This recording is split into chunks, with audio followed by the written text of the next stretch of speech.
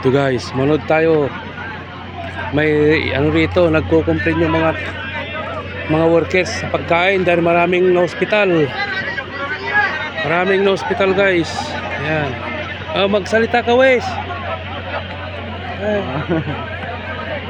Ayan o, kita nyo guys oh.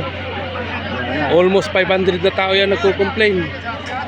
Dahil sarap daw kasi yung catering niya pagdating sa office. Oo, maraming nagtatae, maraming hospital. Pero ngayon, yun, yung mga tao. Isa na ako dun guys na nagkasakit sa tiyan dahil sa pagkain nito. Magrereklamo ba yung tao? Hindi healthy yung pagkain. Mamamatay ka pag tuloy-tuloy mong hindi ka nagreklamo. Ganito rin nangyari sa Jeddah eh. Ganun pa rin eh.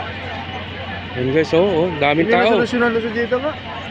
Dito po yan sa aming company.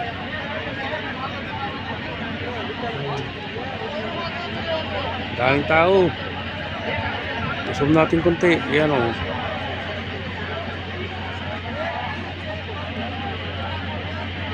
Daming tao yan guys. Oh. Daming tao. Yes bro. High decision. Yes.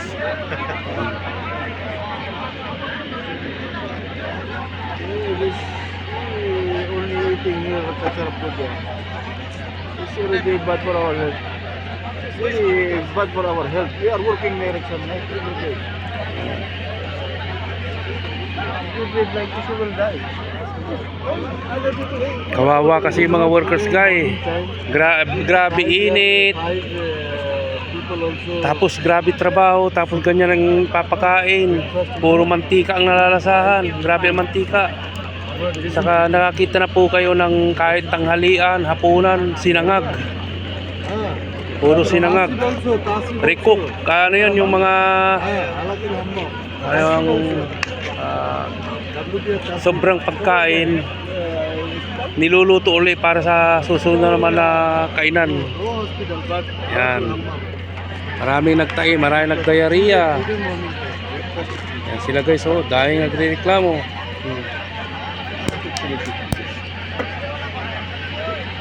Pasensya na guys at medyo madilim dito. Yan guys. Nadami niyan, hanggang doon yan, oh, hanggang doon, oh. Oh. Daming tao dyan, oh. Daming tao. Sarap yung ulam, pagkain. Okay guys.